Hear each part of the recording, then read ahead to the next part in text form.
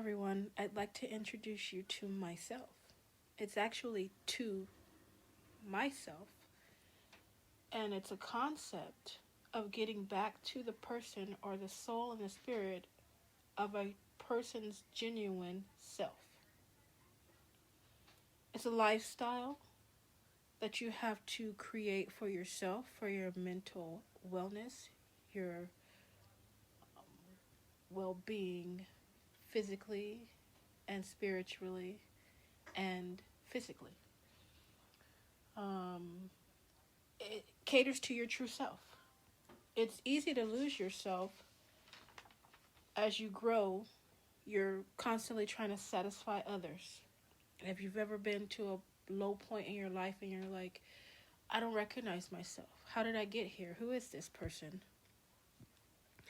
That is where we're trying to get back to ourselves, but sometimes we don't even know what that is anymore. There's society that wants to make you blend in or fit in with it. You have school, you have work, you have social media, friendships. They all might require you to suppress your true feelings or thoughts, which ultimately can cause you to lose yourself.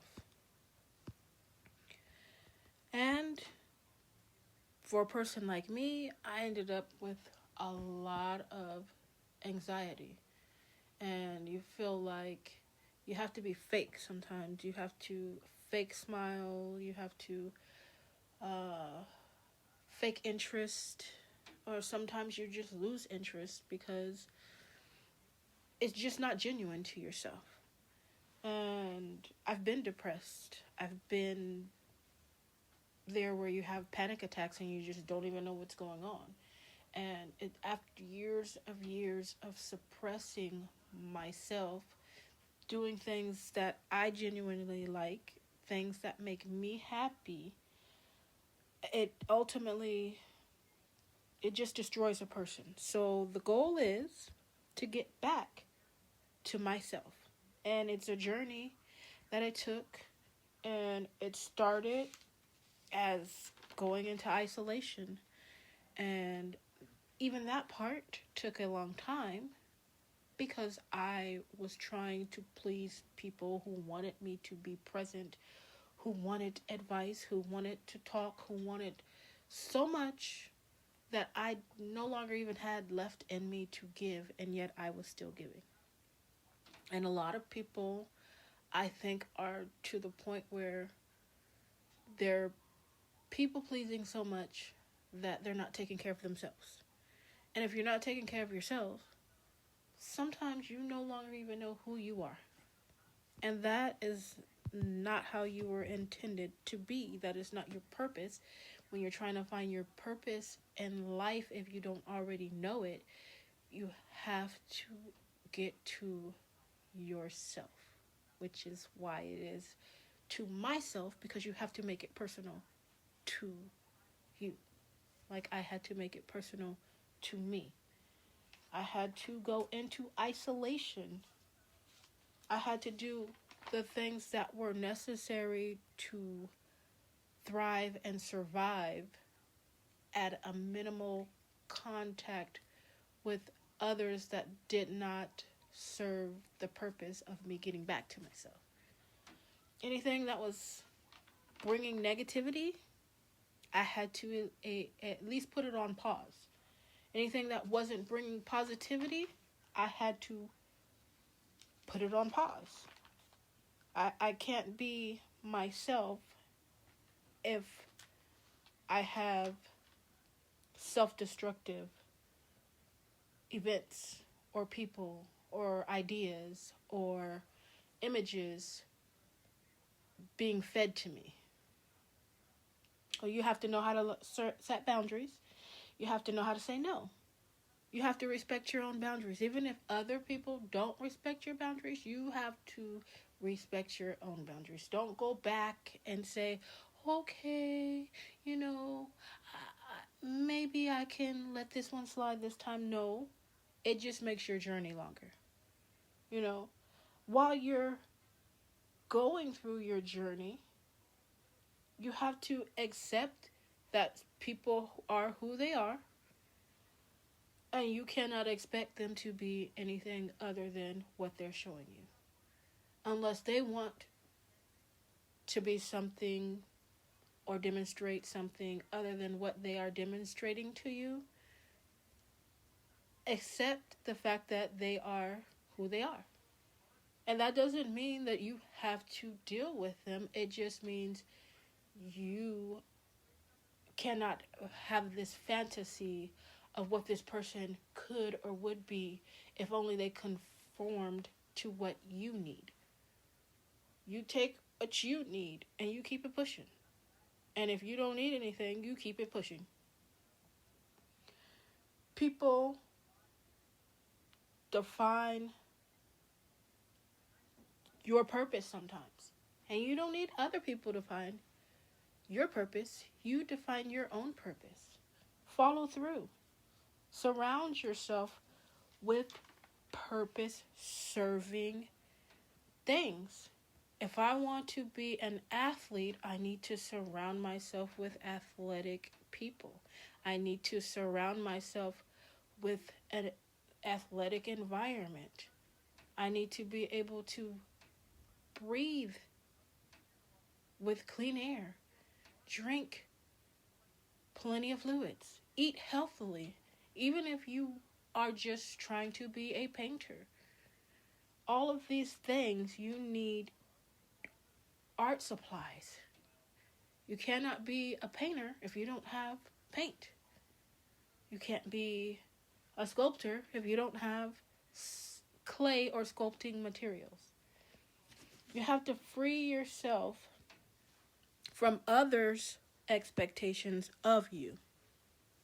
Your job, until you are there with yourself, is to make sure that you're good. And it's something that's hard to do, but it's something that we can all do, because trust me, it took a long journey for me to get there. And now I feel like I'm coming out of the box, and it's not a scary feeling. I have faced a lot of things in isolation, and you have nobody really but to face yourself when you're on an island by yourself. If you keep to yourself to get back to yourself, sometimes that is the best thing for yourself. Everybody can't go onto an isolation island, because some people do enjoy being around a lot of people. They are the people's people. They're talkers. I'm not that type of person. As I've grown older, yeah, I talk more. I'm an introvert. I'm not an extrovert. And I do believe even extroverts can go into a box. It probably will just take a shorter amount of time to come out of the box, because you probably can't take it in the box. But maybe the more you're in the box, you see that the isolation is not necessarily that hard, because once you step away from things, you see things keep moving without you there, without your presence. People are still doing the same thing when you come out of that box as they were doing before you went into the box. So, being in isolation might be scary for some people, but it is definitely a good first step to stepping back to look at what you need to do and have some clarity, to have the quietness to think. Sometimes you got to close your eyes. Sometimes you have to breathe. Sometimes you don't need outside voices. Sometimes you don't need people telling you, oh, this should be like that, or you should do this, or I wouldn't do that if I were you. Or sometimes if you would just have the time to yourself to think, you probably wouldn't do it either. Or sometimes, yeah, if you were me, you probably would do it because you would be me. That type of thing that you get to see when you are getting back to yourself. Like I said, it's a journey, it's a lifestyle. It involves eating habits, sleeping habits, you know, sometimes missing out on engagements that seem like they would be a blast. It involves taking rides with no music on, no TikToks, no Instagram, no um, reels, and there's no snippets of anything. It's complete you. So let's do that. It's a journey for the rest of my life to get to myself, but just the core, that feeling that never changes in you, that no matter how much you get beat down, no matter how much you get lifted up, if you were rich or if you were poor, there's a core you that's always there. And it's like a little seed that it grows, but the roots are always a part of you. And that's the you that you want to get back to. So there's going to be more conversations about it. But this is just my introduction. Thank you.